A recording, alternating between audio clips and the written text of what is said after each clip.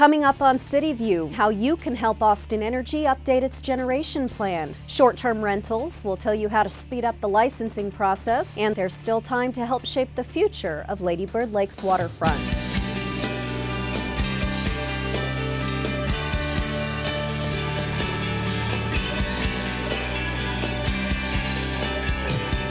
Thanks for joining us. I'm your host, Leslie Sopko. Those stories and more, but first our top story. The Austin City Council approved a new wind energy contract that will help Austin Energy achieve its 35% renewable energy goal 4 years ahead of schedule. Austin Energy is purchasing up to 300 megawatts of wind power from a wind farm that will be built in Castro County, Texas. It is expected to begin generating power in late 2015. Austin Energy has kicked off a public process to update the Resource, Generation, and Climate Protection Plan to 2020. The Austin City Council goals include 35% renewable energy by 2020, carbon dioxide power plant emissions that are 20% below 2005 levels, and an additional 800 megawatts of peak demand savings through energy efficiency. With the new wind project we just told you about, Austin Energy is on track to achieve the renewable goal by 2016. Additionally, the utility has a goal to keep rates affordable by limiting annual rate increases to no more than 2%. The first phase of the public process included 3 stakeholder input meetings to provide high-level information about generation resource planning and get feedback from stakeholders on the types of resource scenarios they would like to see. Subject matter experts were available to discuss different types of generation, such as wind and solar, energy efficiency programs, the environmental aspects of the business, and how the energy market works. As people have seen, we're achieving our goals, some of them early, so it begs the question, why don't we do more? And we feel that one of the best ways to figure out whether we do more is to actually analyze it analytically. What happens if we get 50% renewables by 2020 instead of 35%? What are the benefits? What are the costs? So if we show that information, it becomes a useful and compelling tool for our strategic planning going forward. The results of the stakeholder meetings will be presented at the meeting of the Electric Utility Commission on March 17th, and stakeholders can make public comments at that meeting. If you would like more information on this process, or if you would like to share your resource scenario ideas with Austin Energy, visit austinenergy.com/go/genplan. And in other utility-related news, Austin Energy recently hosted the 15th Annual Regional Science Festival at Palmer Events Center and had a record-breaking number of elementary school projects. This is Austin Energy's largest community event of the year, and the event showcased more than 2,500 science projects from more than 200 elementary, middle, and high schools in Central Texas. Students who participate in the Regional Science Fair were winners at their respective schools and were competing for a spot at the State Science Fair in San Antonio. At the high school level, 6 Best of Fair projects were chosen to advance directly to the international competition in Los Angeles. It takes a lot to get here, and they only take a top 3 from each section to move on to state. And even just getting here is an accomplishment.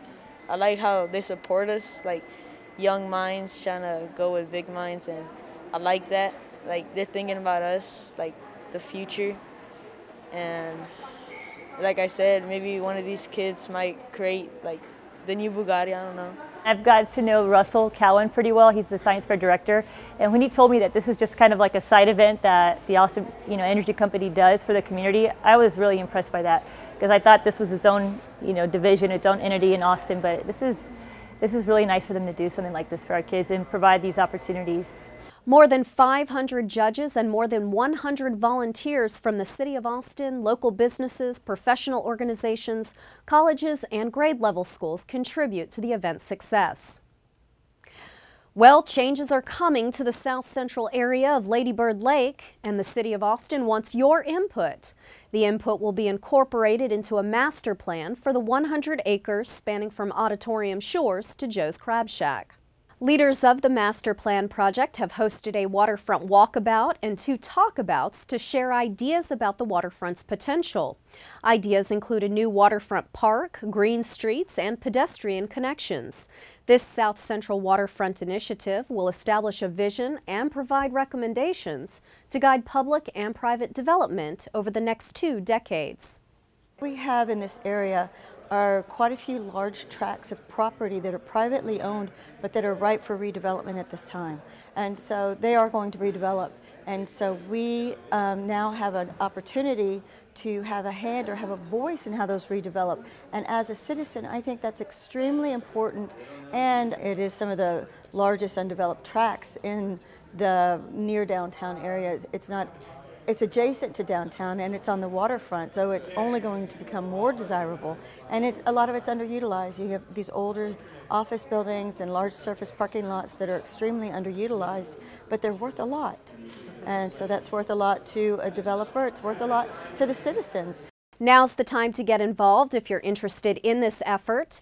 There will be another talkabout on March 24th and a meeting this spring to select our preferred future. You can also sign up to receive project updates by visiting austintexas.gov/waterfront. Do you rent your home for major events or on the weekends? A City of Austin ordinance requires operators of short-term rentals, sometimes called vacation rentals by owner, to obtain a license to operate. Houses and residential units rented for periods of less than 30 days are considered short-term rentals. The ordinance defines 3 types of short-term rentals. If you rent your owner-occupied home where you live, it is a Type 1 rental. If you do not live in a home, it is considered Type 2. And if the property is a non-owner-occupied condo or apartment, it is a Type 3 short-term rental. During busy tourist seasons, such as South by Southwest, Austin City Limits, and Formula One, the city's Code Compliance Department generally sees a spike in applications. To obtain a license as quickly as possible, use Internet Explorer to download an STR application checklist to ensure you are providing all of the required documentation. Applications with supporting documents will be reviewed first. When I called over to the city and I spoke to someone on the city staff, and I have to say this is probably at this point in time is probably one of the busiest departments ever. But I never felt that way. I felt that I was taken well care of. Everything was explained to me, what it was that I needed to do. Where I needed to go, how I needed to get that. The sense that I really had was that this was a process that we were going through together.